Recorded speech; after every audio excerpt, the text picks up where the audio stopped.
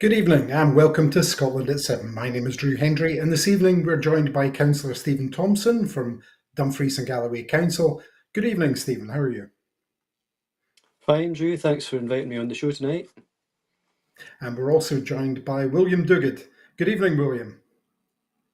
Good evening, and I'm in exalted company, I can see. Well, we'll start with serious news and do the Middle East update.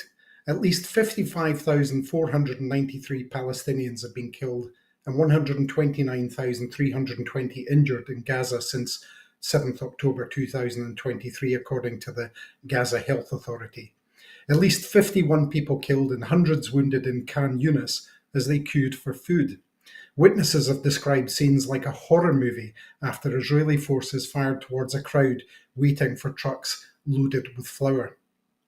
US President Donald Trump has said he wanted a real end to the nuclear problem with Iran giving up entirely on nuclear weapons, according to comments that were posted by a CBS News reporter on X.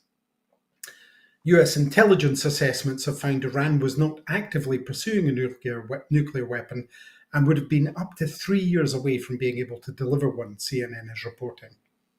German Chancellor Friedrich Merz said on Tuesday that leadership in Tehran has been weakened by Israel's attacks in the past few days and will probably not return to its former strength. Keir Starmer has rejected the idea that Donald Trump might want to directly involve the US in helping Israel attack Iran. And Iran's ambassador to the UK insisted his country had no intention of building a nuclear weapon as he clashed with MPs on Tuesday. Syed al-Musavi told the Commons Foreign Affairs Committee that Iran's nuclear program was only peaceful, insisting there is no desire, not any intention to produce a nuclear bomb. US forces have pulled out of 2 more bases in northeastern Syria, accelerating a troop drawdown that the commander of US-backed Syrian Kurdish forces said was allowing a resurgence of Islamic State. Israeli Defense Minister Israel Katz said that Iran's supreme leader Ayatollah Ali Khamenei could face the same fate as the Iraqi President Saddam Hussein, who was toppled in a US-led invasion and was eventually hanged after a trial. The Israeli military said its forces struck on several locations in western Iran on Tuesday, hitting dozens of missile launchers as the arch-foes traded fire for a 5th straight day. The International Atomic Energy Agency said on Tuesday that it believes the Israeli airstrikes on Iran's Natanz enrichment site have had direct impacts on the facility's underground centrifuge halls. Iran's Revolutionary Guard said they struck a center of the Mossad, Israel's foreign intelligence service, in Tel Aviv on Tuesday. An image of Iranian state TV presenter Sahar Emani, who was targeted live on air during an Israeli attack, has been displayed on a banner in Valayasar Square in Tehran. Qatar said on Tuesday its gas production at the South Pars field is steady and supplies proceeding normally after the world's largest gas field was struck by Israel on Saturday, prompting Iran to partially suspend production, Reuters reports. So, William, quite a lot to reflect on there. There are there's some real turmoil going on in the region. What are your thoughts on those headlines that I've just read out for you? I think we are in big trouble in the Middle East, and there's no denying it. At first, quickly on Gaza, and these days it is quickly on Gaza because all eyes are on Iran. It seems that the shooting of people coming to pick up aid is now policy. I think we can say that. You can dress it up any way you like. Oh, there was disorder or that nonsense, but it's happening time and time again. And it looks as if the removal of UNRWA from the UN body who were delivering aid to Gazans was part of a strategy so that Israel could take it over and basically use it as another way of murdering people. And I can't put it any more plainly than that. Then you have the Iran situation, and Donald Trump is now coming out increasingly simply for an unconditional surrender on the part of Iran. I really believe that there should have been talks. There were talks scheduled to happen about Iran's nuclear facilities at the weekend, and Israel's intervention stopped it. And Donald Trump is now foursquare behind Israel and is talking in his latest tweets about we have air superiority over Iran. We used to be Israel just a few hours ago. Now it's America as well. He's also made a more than veiled threat to the Iran Supreme Leader, Khamenei, saying we know where he is and we're not going to take him out, at least not yet. This is horrific. I can't put it any further than that.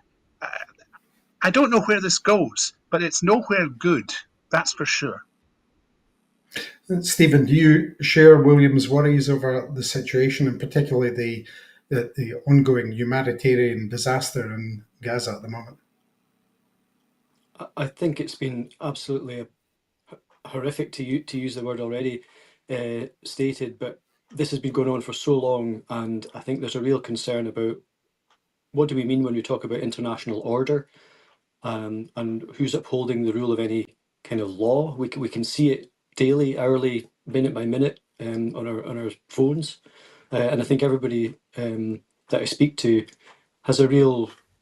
I don't think we even know how to react properly to this, other than we can opine here and we can express our horror or how appalled we are. But you know, it's a frustration that as a nation, we're not quite a nation enough to take an international view that has a material difference, you know, whether it's where we choose to send our troops or deploy defence forces. So that's maybe a question for later in the agenda. But, you know, I think words fail me really when it comes to how does any one of us process what we're seeing.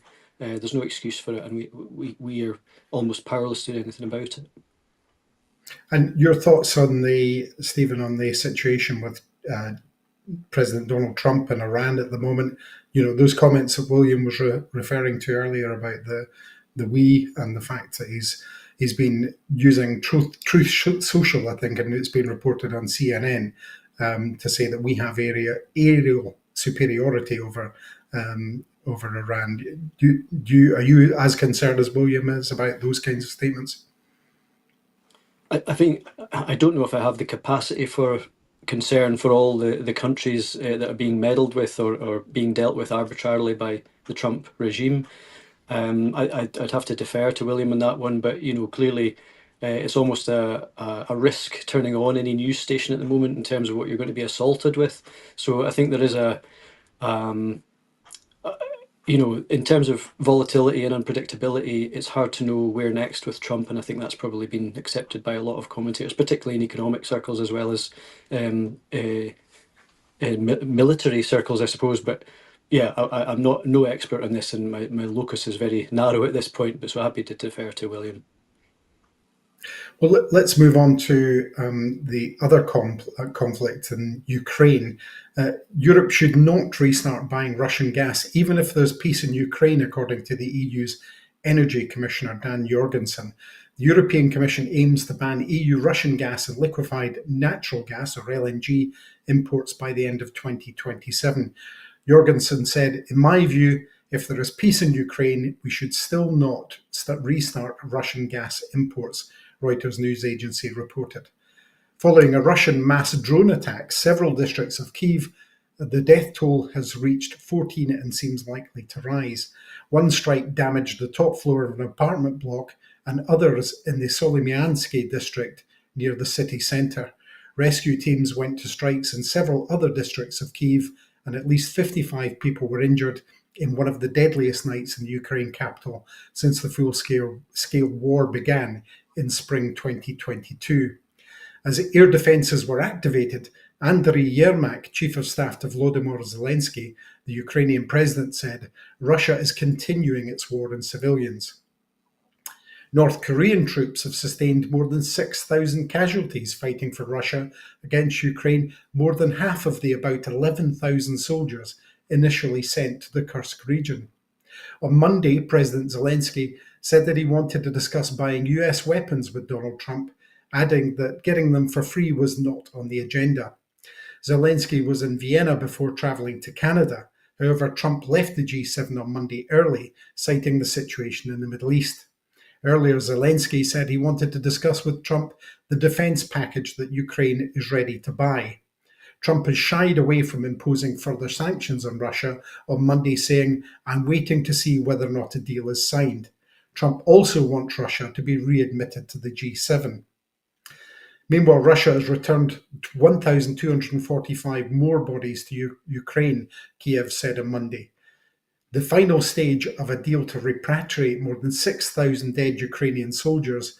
Ukrainian Defense Minister Rustem Umerov said Kiev had received more than 6,000 bodies in total over the past week. Ukrainian Interior Minister Igor Klimenko accused Russia of deliberately complicating the identification process. Bodies are returned in an extremely mutilated state, and parts of bodies are in different bags, he said. And Ukraine also received bodies of Russian soldiers mixed with those of Ukrainians. President Zelensky said Moscow had offered to swap Ukrainian children it has kidnapped for Russian soldiers held prisoner by Ukraine. Russians propose this. We give them their soldiers and they give us children, he said. It's simply beyond comprehension and beyond international law, but it is in their spirit, he added. In Vienna, President Zelensky said that he and Austrian President Alexander van der Bellen spoke about an eventual Austrian contribution to Ukraine's post-war reconstruction, including clearing landmines, energy cooperation, and food security. The Austrian president said his country was militarily neutral, but it is not so politically. Austria had good relations with Russia before the invasion of Ukraine and still has economic links, but ties have deteriorated over the past 3 years. Austria's far-right opposition, the FPÖ party, which is polling first in voter surveys, criticised Zelensky's visit. So, Stephen, there's also a lot to unpack there in an area where that has seen, a lot of destruction, chaos, and war over the past number of years. And, what are your thoughts on the up-to-date situation, particularly that visit to Austria and the reaction to Zelensky there? Yeah, so, I mean, this has been going on for such a long time now. I think for any thoughts back in the beginning of a quick resolution to the conflict from one side or the other is long past. And in Dumfries and Galloway, obviously, we play a role in hosting some Ukrainian settlers just have been displaced as a result of this. So it has a real impact here. But I think in terms of it, again, I can only speak from a sort of regional and maybe potentially Scottish national perspective. Again, we're observers, concerned observers that want to make sure that we're not being subject to sort of invasions by regimes led by dictators, which I think nobody's really got an argument with. But when you mentioned there international law, and it maybe goes back to the first item, when we talk about international law, what is that and who's protecting that? Because I think that's very much the concern for the world who's watching all these different conflicts, whether it's Ukraine, Russia, and the state of the negotiations, if you like, as well as other conflicts in other parts of the world where it's a very partial application of any law, and it seems very unclear about who's actually upholding any sense of international justice about this. So once again, I'd love for Scotland to be able to take decisions as a nation like Austria or any other individual EU nation, and have a direct relationship with Zelensky, for example, to say we can offer this support, but we're not quite there yet. We do what we can in the limited situation that we're in. So again, I probably pass over to those more expert in the field. My focus doesn't go far beyond the borders of Dumfries and Galloway. So, William, just to pick up on the points there particularly about international law, which you referred to earlier, the Ukrainian command and the president are clearly almost daily accusing Russia of breaching humanitarian law, and the situation with the return of these bodies and the offer of children for soldiers seems particularly damning. What's your thoughts on those reports? Well, just on expertise, by the way, my expertise doesn't go much beyond the bounds of Perth, but never mind. Um, International law is never adhered to in wartime at all. The difference between what we're seeing now and what we may have seen in the past is that nobody seems to be interested in upholding it at all right now. And it becomes a matter of chance who gets punished for what and in what way they get punished. It's a completely fluid situation, and it's very, very difficult, I think, probably for President Zelensky particularly to act within it. I don't think he knows who he can trust at the end of the day. Even in Austria, with whom there have been strong relations, there's a bit of a split about what sort of support. He knows, he's trying his best, but he knows he can't trust Trump. He's always been clear that he can't trust Putin, that's for sure. And who can he trust at the end of the day? What is Europe as a whole going to do if Trump relinquishes responsibility as nearest damn it, or starts peddling Putin lines and nothing more? It's an impossible situation to be in. And yes, there needs to be some sort of order, but God knows where it's coming from right now. Could I maybe just ask a question, if that's okay? So I think probably on this panel, and maybe the audience will probably have a sense of what international law means. So that, I would hope that in our society, and certainly in our communities, we have a sense of, well, there's a right and there's an appeal to an authority that will look after the dealings of international law. And I think obviously that's tested by world events, and clearly we're starting to see a fragmentation of that, if you like. So there's no real coherent system in place, if you like, and maybe the values that we used to have just simply don't apply. And it's almost like a hopeful aspiration that somehow, somewhere, someone will actually take up the mantle of being or bringing together people so that we can actually protect the values that we share. So I just wonder if there's a deeper question about that fragmentation and dissolution, if you like, of standards that we once maybe took for granted as the assumptions. So I'm just throwing that out there, but it's very turbulent and chaotic if you approach a new world from that stance. It is, and I think individuals, most of the individuals I speak to, would love to have a situation where international law, as we understand it, was adhered to. And we find it individually and collectively very difficult, and very difficult to do anything about it, to protest in a way that will make our leaders listen to us. That is the problem in the modern world, and we do need to solve it, because the only other way is going to be chaos. Well, thank you for that. Let's turn to domestic matters now, and to pick up on those comments by Stephen about the ability to make choices for yourself into the future. First Minister John Swinney has launched a new analysis in Edinburgh highlighting the major global trends set to shape Scotland over the next 2 decades, while stating that only an independent Scotland can fully take charge of its own future.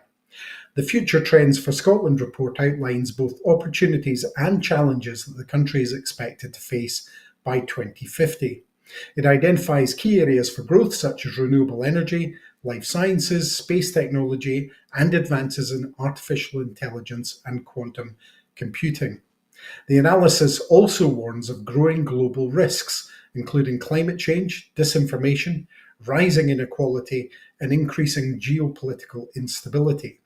These trends, the report suggests, will require decisive, forward-looking policy choices to protect and develop Scotland's society and economy. Addressing the Scotland 2050 conference, the First Minister said that while many of the pressures Scotland faces are global, shaping an effective response requires full control over political and economic decisions. He argued that only as an independent country can Scotland fully take charge of its own destiny and determine its role in an increasingly uncertain world. The report is intended to guide policy across the Scottish Government and its partners, supporting strategic planning for long-term change. It aims to ensure decisions made today are informed by the best available evidence and focused on building resilience and opportunity. The First Minister said independence would not mean isolation, but would allow Scotland to establish its own priorities build partnerships on its own terms, and rejoin the European Union as a full member.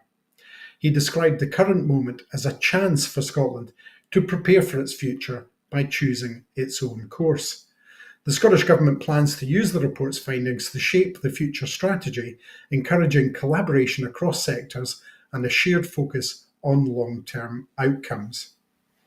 So, Stephen, a lot there in the First Minister's speech on emerging trends for Scotland, and particularly on the importance of independence, which you were talking about just as we finished the last piece. What were your thoughts on the speech and the themes that were contained within it today? Yeah, so I did have a chance to read it earlier today in a bit more detail, and I highlighted a few sections just for interest, because sometimes everything's captured in the semantics, I suppose. But I think, obviously, as First Minister, it might be a slightly different John Swinney that speaks to that than the leader of the SNP. Obviously, I have a political interest in that as well.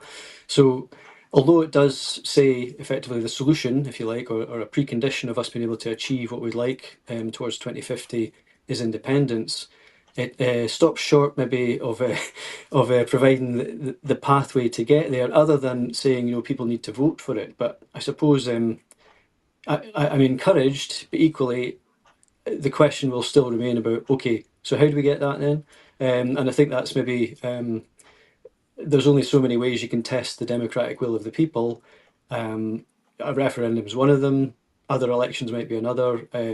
Polls don't win you elections, I suppose. You have to actually get the votes cast. So it comes down to mechanics for a lot of people, and I think that's maybe a question that I'm going to get asked certainly in the coming months and years. So there's a lot in the speech. There's a lot of positives for a Scottish future, but if it's not in our hands, a lot of the benefits that Scotland can deliver get passed elsewhere, let's say, and that's particularly prescient for me at the moment in terms of energy development. There's a lot of that in Dumfries and Galloway, but a lot of it is used elsewhere in the UK in the grid, and that's a whole other area of discussion for another day, no doubt.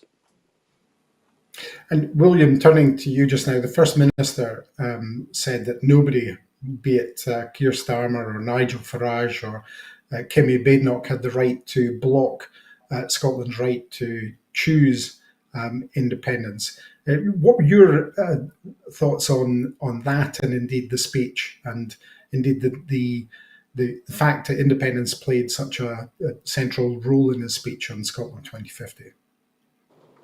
Well, I think independence had to play a central role in the speech, because to have not mentioned it in a big way when you're looking forward to 2050 would have been absurd. But I totally agree with Stephen that the mechanism for independence is still the issue.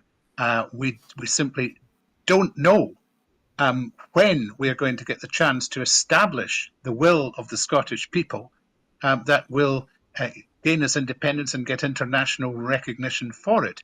There isn't a referendum on the horizon unless the Liberation Scotland application to the UN has a quick and very much in our favour result.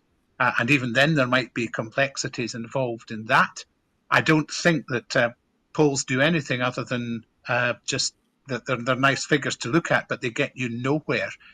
And that is going to be the issue. I would expect that to be a massive question at the SNP Council meeting, which is going to happen in Perth this coming Saturday. Okay, John, you've said what needed to be said, but it's kind of like the bare minimum in a sense.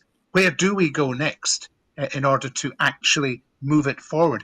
It's clear that it's crucial that only with independence can we even begin to look at tackling some of the problems, or at least to tackle them in such a way that it's us tackling them and not them being tackled on our behalf in a way that doesn't suit us. And, it's going to be a world of huge opportunities, but also huge risks. And there is a danger if we don't find a pathway through to independence that we'll just be dragged along in the wake of things. And that must be the issue. It looks as if the early signs from the wider independence movement are a wee bit lukewarm in the speech. I suspect within SNP circles there might be a bit more enthusiasm for it, but we need to watch that. But the next thing that John Swinney says, particularly to the SNP Council, is going to be crucial, I think, and will shape the way things go looking forward to the Holyrood election in 2026, which the SNP stroke the independence movement cannot afford to lose. And what would you like to, William? What would you like to hear John Swinney say to the conference when he does get up to the podium? Well, first and foremost, I'd like him to listen to his members. It's not always been clear, and some of his members have said this to me. It's not just an outside observer saying this. He needs to listen to his members about what they've got to say about things. It isn't an easy path, but a statement, an unequivocal statement, shall we say, that either in 2026 or indeed in 2029, that a pro-independence majority, not necessarily an SNP majority, but a pro-independence majority of seats is a mandate for independence. And if that's if Westminster tries to find a way round it, he doesn't need to show all his cards. I mean, there are various things you might be able to do. You might be able to resign and force another election purely on the basis that that's immediate independence. But I am not a strategist, and I don't envy anybody who's a strategist, I've got to say. But I think the other thing, though, is all candidates and all SNP politicians need to be making independence front and centre, and they need to be talking about people's problems as well, but they need to be talking about independence being the context in which those problems can best be addressed. And we don't hear enough of that. And it's often, to me it seems at least, in by-elections and the like, it's back to let's just get the party elected. Let's talk about good governance. You can't rely on good governance if you're going to be constrained by the devolution settlement. And Stephen, what are you hoping to hear as you mentioned the First Minister speaking in a Scottish Government presentation, but what are you hoping to hear as SNP leader, John Swinney, saying to the conference?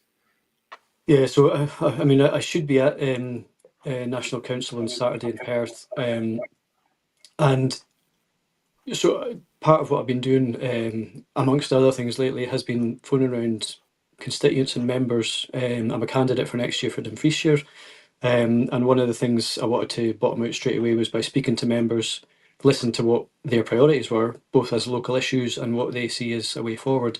And, you know, more than any other response, it's been independence. Independence has to be the solution. Independence has to be on the table, has to be front and centre.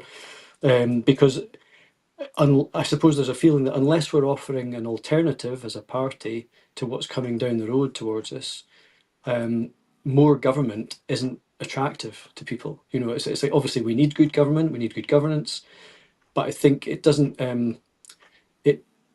We need to. I think there's a lot of arguments, and I know Believe in Scotland speak to this quite well, just in terms of you need to kind of accept that rationality will take you so far, and reasoned arguments, but there's a part of our opinions and belief that can only be reached by the things that inspire and set us alight, if you like. So, and part of that is independence. That's a salve. It's the same as the simplistic messages of other parties like reform, take back control, change for Labour, whatever it might be. They don't really mean anything in and of themselves, but they symbolise so much for those who actually want that as a way forward. And I think maybe having the confidence to say that and put it front and centre, saying we stand for this as a party.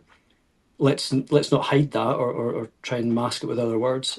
It's baked into the constitution of the party, so we shouldn't be ashamed of it. And I suppose then the question becomes, for the strategists, is it better to stand on a certain ticket with that emblazoned on your voting slip and risk losing, or not put it there in the hope that you might win another parliament, and then so it goes on. So I think there's, you know, and I do think that if Scotland is a way of testing democratic vote towards independence, and if that includes other parties that stand for that, on that issue alone, what better basis is there to start a conversation or take matters into our hands and say, right, we're negotiating.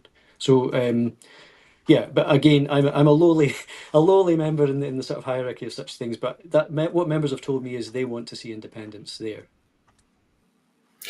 Thank you. Let's move on to a governance issue then. Scotland secured nearly 1 in 6 inward investment projects across the UK last year, according to new figures from EY, maintaining its top spot outside London for the 10th consecutive year. The annual report found that Scotland attracted a record 14.4% share of all UK foreign direct investment FDI projects in 2023, despite a slight 4.9% fall in the number of new projects compared to 2022. Scotland's performance outpaced the UK average, which saw a 13% drop. Similar declines were also recorded in France and Germany. Aberdeen, Edinburgh and Glasgow continued to rank amongst the UK's top 10 cities outside of London for securing inward investment. The sectors drawing the most attention included technology, green energy and life sciences, with major international firms contributing to job creation and economic growth across Scottish regions. EY's survey of global investors showed that a quarter of those planning investment in the UK identified Scotland as their preferred location. This maintains Scotland's strong reputation amongst investors as the leading FDI destination outside the capital of London. To mark the findings, Deputy First Minister Kate Forbes visited the Glasgow offices of Canadian tech consultancy CGI Incorporated, which employs around 750 people across Scotland. The visit highlighted the role of inward investment in supporting high-skilled employment and regional economic development. New projects expected in 2025 include sustainable aviation technology and social enterprise ventures. These investments are part of a wider strategy by the Scottish Government, which continues to collaborate with businesses and national agencies to promote Scotland's investment offer globally. The results come amongst wider international uncertainty, with geopolitical factors affecting investors' confidence. Nevertheless, Scotland's consistent performance in attracting foreign investment positions it as a key contributor to the UK's overall inward investment landscape. William, there's clearly a big desire for foreign investment in Scotland. This has, been going on for 10 years. We've held that position, and these figures are, outstanding compared to the trends that are happening in other countries. What do you think is driving that? I think Scotland has got a very good skills base, and I'm sure therefore there's lots of opportunity for starting businesses here and investing in that. I'm hoping that it's not also a place where wages are a wee bit low, so you might be able to start your business a wee bit more cheaply. I have to say that foreign direct investment, I know it's one of the main goals of the Scottish Government, but it's not an unmixed blessing, and very often it results in greater wealth being extracted from Scotland in terms of profits and dividends that go to the overseas owners than the money that actually comes into Scotland. And whereas I don't want to cut out foreign direct investment at all, I would like to see business startups in Scotland being a lot more vibrant, and use of things like the Scottish National Investment Bank being used to grow our own on our doorstep business sector in parallel with the foreign direct investment, because the figures do show that it does actually, in many occasions, lead to a net amount of money going out of the country. But in the interim, it's a source of jobs and opportunities, and for that it has to be applauded. Stephen, you'll have seen some significant development in Dumfries and Galloway, yes? Yeah, so I mean, certain sectors seem to do particularly well just because of the geography and the nature of the region. But we do have, I think the grow your own idea is something that as a council we've certainly tried to foster, because we know there's recruitment and retention issues, particularly with the demographic we have in the south of Scotland, with a much older population, still working population to a great extent, but there are other challenges that go with that. So we had a committee today which was actually looking at the level of local procurement for local businesses, for example. And I think while foreign direct investment is clearly important, I think it's only it has to be taken in context as part of a more holistic blended economy, which, at a local level, we don't have the size and scale of some of the maybe foreign investors that might be getting celebrated. But equally, it's just as important that we build locally that level of skill, provide that offer, and the pathways for entrepreneurs and startup businesses to actually grow into something that maybe they'll be the ones investing in other countries rather than us relying on investment from elsewhere. So I think it has to be, like has been said earlier, I think we have to celebrate it, but at the same time, in a measured sense, it's part of the economic story for Scotland, and sorry to bang the same drum, but it's part of the same economic story for Scotland while we're still in the UK. So it kind of counts towards the UK figures at the end of the day, which isn't ultimately pleasing. But I think we have to make the best of what we've got, and I think it is testament to the work that's been done to make sure that Scotland, as a nation and as a region in the UK, I suppose, has that high level of performance consistently over the years. And do you agree with William that there are clear factors that attract that foreign direct investment in terms of skills and the resources that we have here in Scotland? Yeah, so I think, I mean, it depends where you are in the country, I suppose, but there'll be a lot of a transitionary element to skilled workforces that have maybe had to move from one sector to another, but the skill base is relatively similar, or there's centres of excellence or specialism in certain parts of the country.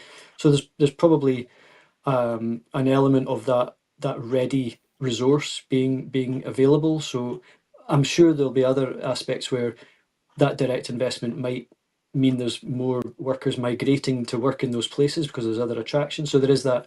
Is the wealth really staying in Scotland or in the localities where the investment is? And that's maybe a question about how we structure the movement of wealth more broadly. But for us locally, there is that we have.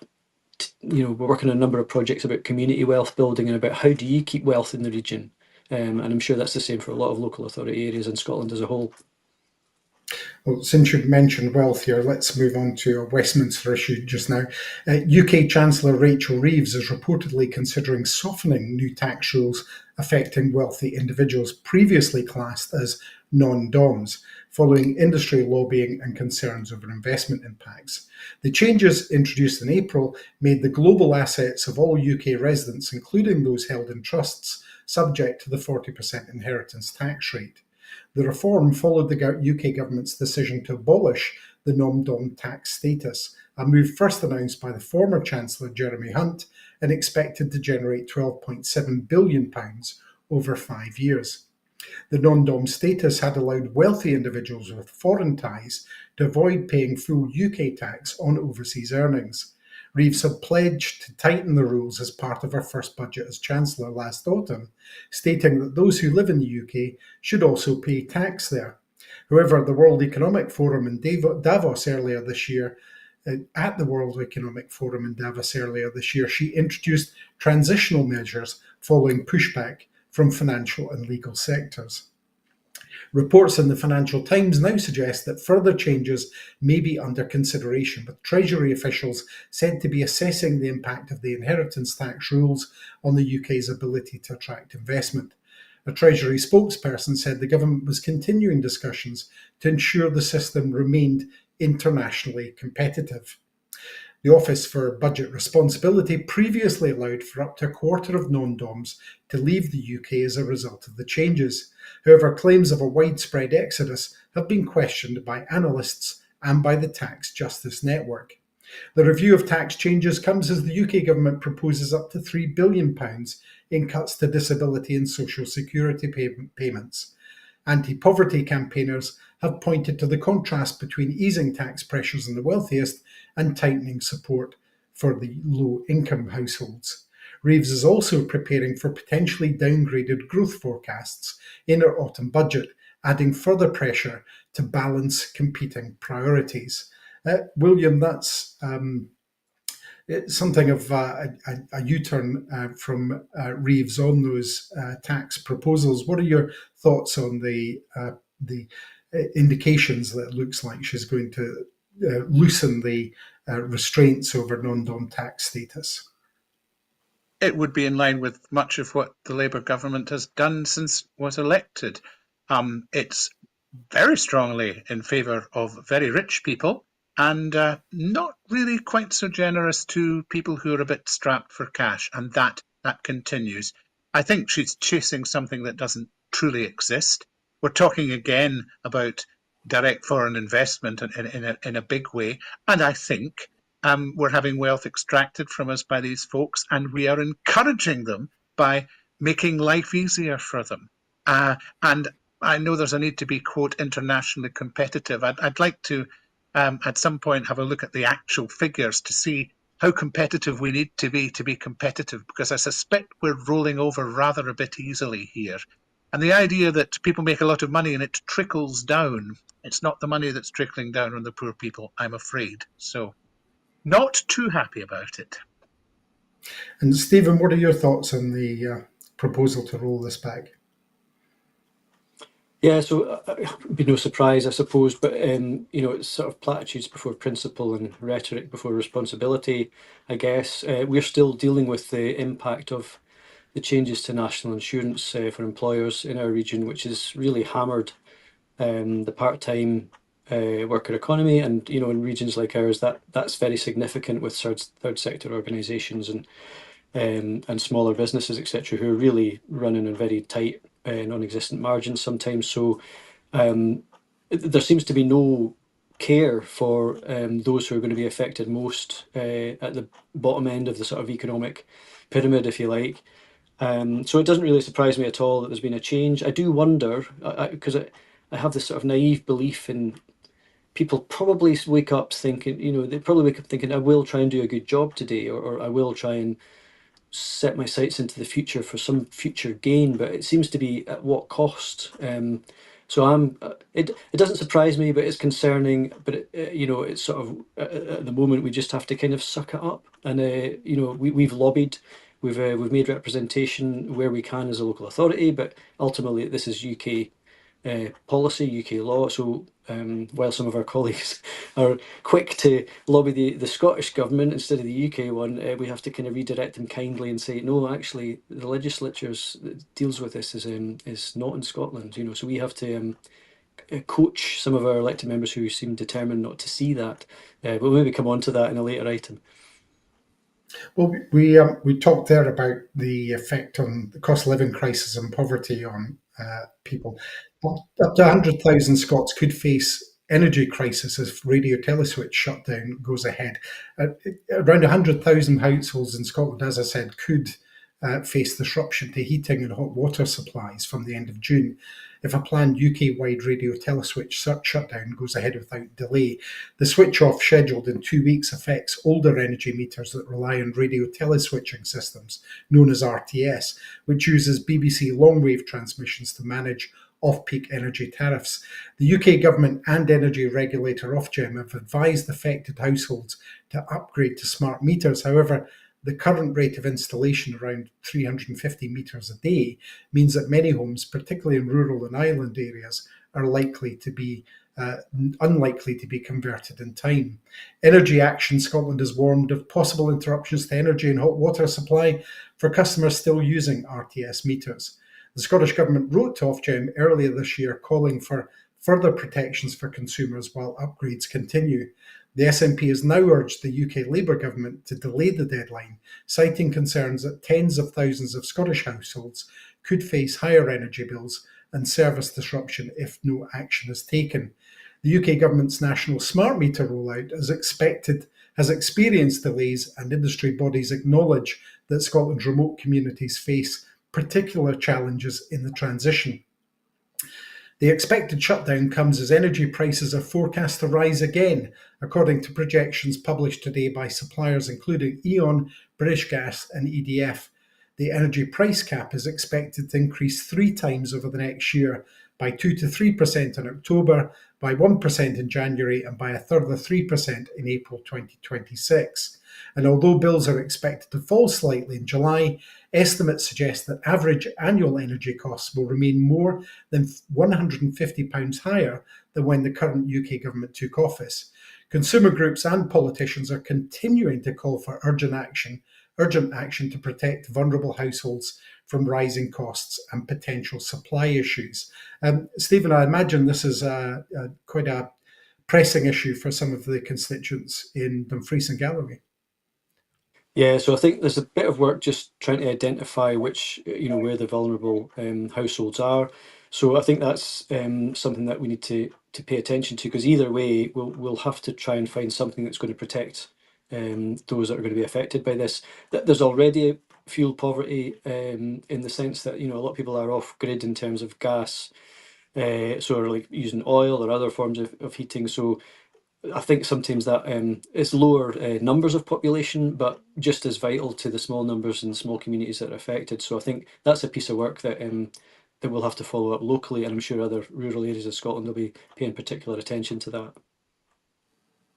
And William, what are your thoughts on the situation with this switchover and the preparedness that for people living in rural communities?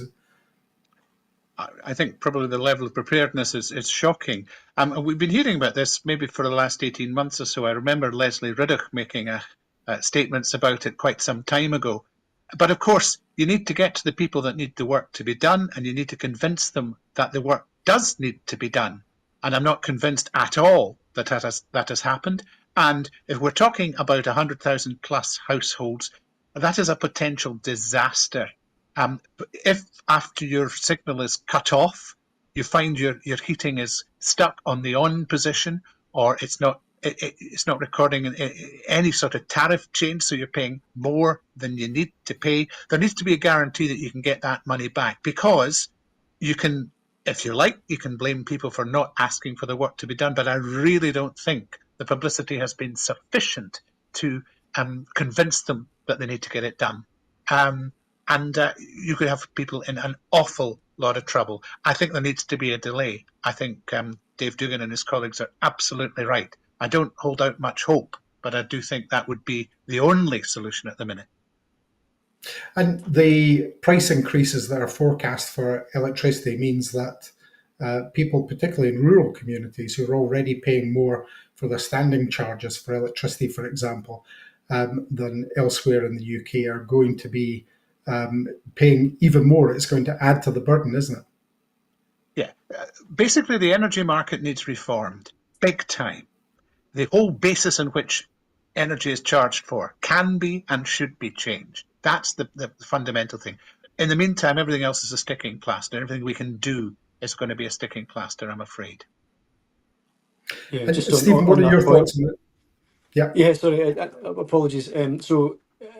So it's particularly challenging, I think, and I've spoken to many constituents, both as a councillor and as candidate across Dumfriesshire in particular. And we have, I think it was our local MP once said that, why is it that my constituency has the most highest concentration of onshore wind farm developments in the whole of Scotland, for the area.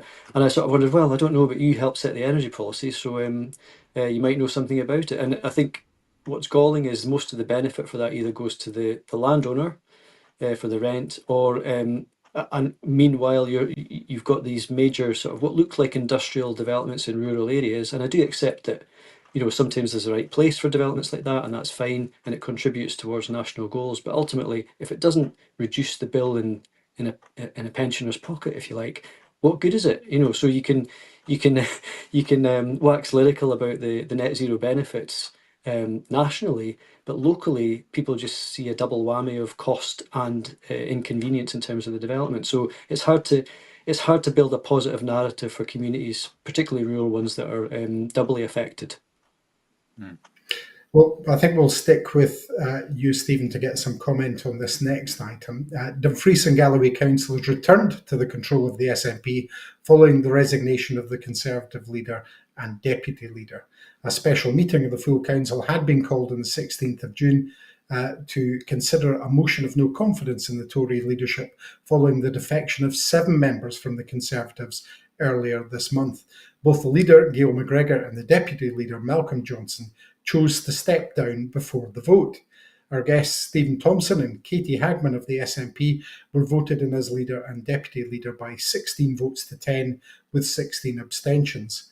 Although the Labour Party decided not to run their own candidates in opposition, the vote demonstrated the fractures amongst the elected groups. This was acknowledged by Mr Thompson, who said, "We are going to have to work hard with the other groups to find common ground," but that there were many areas of common interest upon which the SNP could lead. Convener Councillor Katie Hagman said, "Our administration will be built on cooperation, working constructively with all political groups to continue the implementation of our ambitious council plan. The move by the defectors to set up two separate breakaway groups, Novante and the Dumfries and Galloway Independent Group, was triggered by the Scottish Government's decision not to proceed with the Galloway National Park. The official position of Dumfries and Galloway Council on the park was undecided." So, Stephen, congratulations. And what are your thoughts on the situation there that's emerged over the past year or so? Yeah, no, thanks very much. I've been asked if I've been pleased. I don't think pleased is the right word. I think the scale of the challenge is obviously pretty considerable, and I think we're under no illusion that as a small group of 11, we're still the biggest group, but that in no way commands any particular mandate to take forward business without working with others. And I think we've gone into that openly and honestly, I think, and just accepted that we do need the support from others, and sometimes that'll be hard to come by, as the vote yesterday showed. But that still gets business done if we approach it in the right way. And I think we've tried to make the most of our councillors and others across the chamber from other political groups or independent councillors, because we can't do it without help. And I think we just have to have a bit of humility about that. We do have our own budget that's been passed, our opposition budget, which now we can lead on. But I think realistically, we're going to have to have a lot of conversations and dialogue with other groups. And it might not always be the same group that supports us from day to day, because we have no I suppose we're not allowed to have a formal coalition arrangement or power sharing arrangement with some groups because of big politics. But I think we still have to find local ways to get stuff done, because ultimately we're there for the people of Dumfries and Galloway. And if we can't show that, I think people lose a little bit more faith in the institutions that are meant to be there to serve them. Well, thank you for that. Moving on to health, Scotland's Health Secretary Neil Gray has outlined 2 10-year plans aimed at improving population health and reforming care services, launched during a visit to West Lothian today. The Population Health Framework and Health Social Care Service Renewal Framework sets out measures to tackle preventable illness, reduce health inequalities, and improve the sustainability and efficiency of services across Scotland. The Population Health Framework focuses on addressing the underlying causes of poor health, such as poor diet, lack of exercise, and limited access to green space. Proposed measures include increasing opportunities for active recreation and legislating to reduce the prominence and promotion of less healthy foods in shops and online. This includes targeting products high in fat, salt, and sugar, particularly those linked to childhood obesity, following a similar approach already in place in England and Wales. By tackling the root causes of illness, the Scottish Government aims to improve life expectancy, narrow the gap in health outcomes between deprived areas and the national average, and reduce the burden of chronic diseases such as diabetes and cardiovascular conditions. The Health and Social Care Service Renewal Framework focuses on delivering more care in community settings, supporting people to manage their own treatment, and increasing the use of digital innovation. The framework also aims to ensure fairer and quicker access to services while promoting early intervention and preventative care. As part of the plans, a new national body called NHS Delivery will be created by merging NHS National Services Scotland and NHS Education for Scotland. It will lead on training, digital development, and wider support to health boards.